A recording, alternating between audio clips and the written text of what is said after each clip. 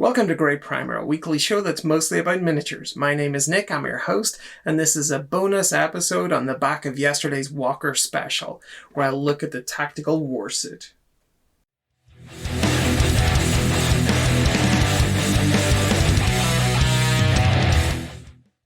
As you know, Dreadnoughts are my favorite miniatures. They had some challengers yesterday from Adeptus Mechanicus and Astra Militarum, but they fell short of the mark. But this is an interesting challenger to the top. For my favorite miniatures, for my favorite Walker. This is not a Dreadnought. This is a Warsuit, a Primaris Invictor Tactical Warsuit. This is very different from the Dreadnought. You don't have to die or be critically injured to get a seat in one of these. It's not a walking coffin. This is a mech. You know, you as a healthy soldier, you climb up into this, and this is going to be your war platform for the day. And it's huge. I mean, that's a Primaris Marine in there. It's just his tiny little head. I have no idea what this is going to look like side by side with a Dreadnought or with the Iron Strider or with the Sentinel from yesterday. I can't wait to get this unboxed and built. We might have a serious challenger to the throne here. Back soon. Okay, so here it is, the Primaris Invictor. I keep calling it Invictus. Tactical Warsuit for Space Marines. Warhammer 40k. Space Marines. And of course they put it in Ultramarines blue on the cover, but that's fine. Looks like there are a few options for the pilot. Definitely going to be weapons options. I'm hoping there's going to be various options for... Is that the rifle on its leg? Because that's cool if it is. Hopefully there are going to be a lot of options for where you put the legs and arms. I want to have a play with this. I want to make sure that it looks like it's in action. But let's get into the box. Oh, I'm so glad there wasn't a little Ultramarine U on that tab. That would have just... I'm going to check the other side, of course, just in case. No Ultramarines tab, thankfully. Okay. I bet it comes with the Ultramarines decal sheet, though. Alright. Let's hope not. Okay. Huge base. This gives me an idea what size this is going to be. Let's see how it measures up to a Dreadnought base. Oh my. Oh my. Dude, I think you're in trouble. What do we got? We've got 3 sprues. We'll have a look at those in a minute. Is it going to be an Ultramarine sheet? It so is. It's an Ultramarines vehicle transfer sheet. Yay. I have the instruction manual, which is quite thick. Honestly, full color. And as I always say, I got the yellow glue points here. And if you ever see red points, like this, that is telling you not to glue. Also, this symbol is saying don't glue. And this little marking in red here says especially don't glue here. That would be bad. And generally that's to give you some movement in the weapons and things. And then we have, choose the variant you want to build. Decisions. That looks like a weapons thing rather than anything else. Okay. Looks like there are a lot of moving parts in this that are sort of saying not to glue. This could be very interesting.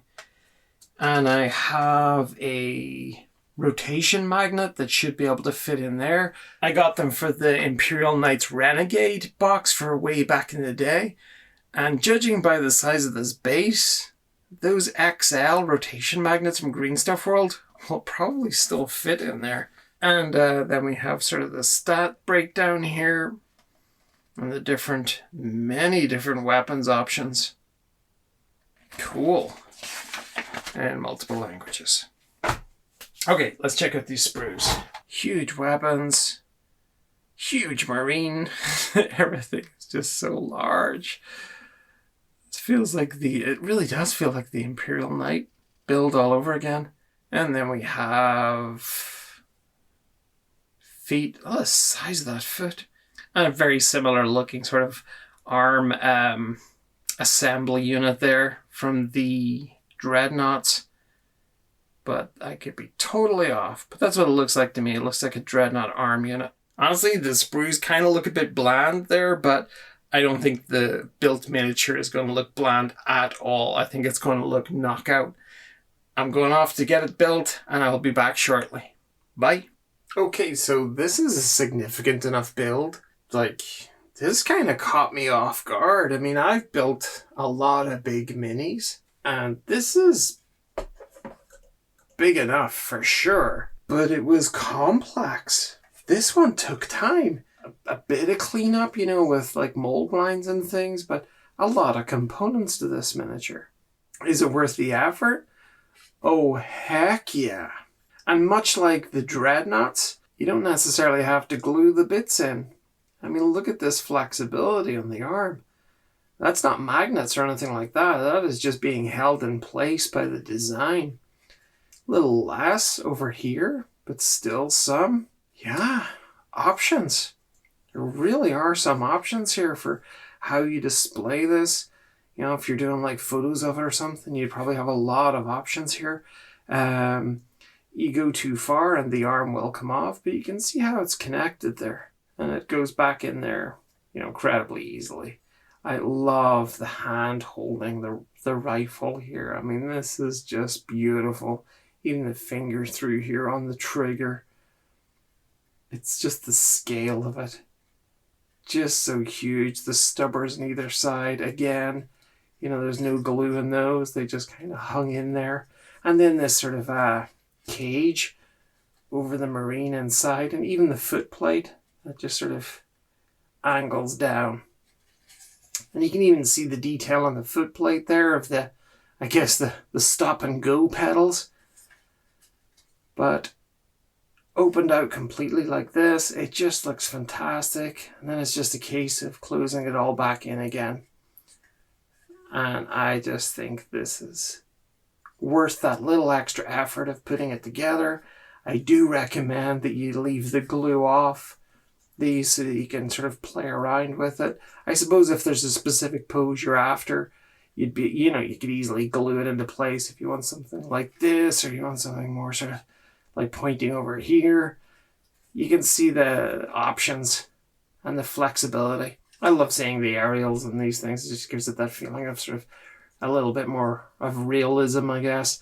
I like that little purity seal on the back of the weapon here too.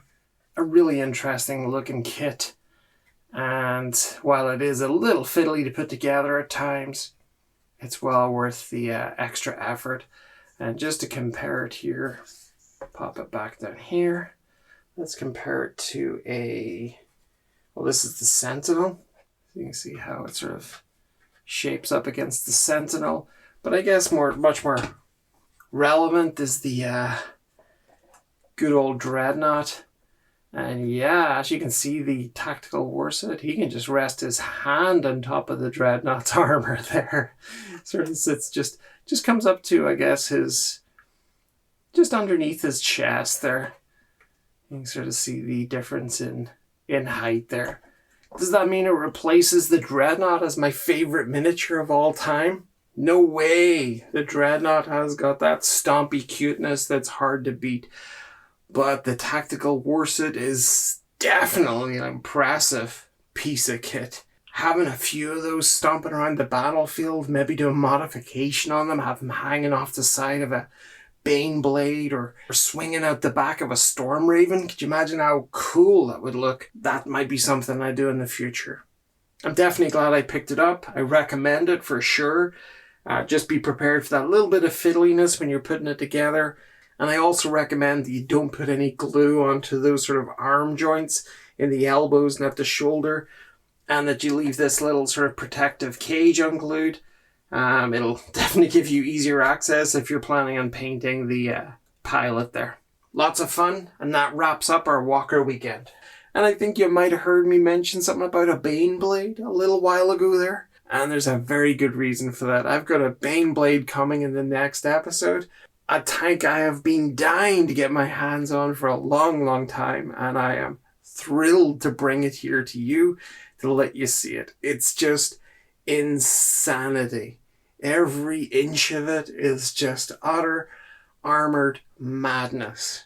And I can't wait to share it with you. Like, share, and subscribe if you're enjoying the content. And until the next episode, please take care. Bye-bye.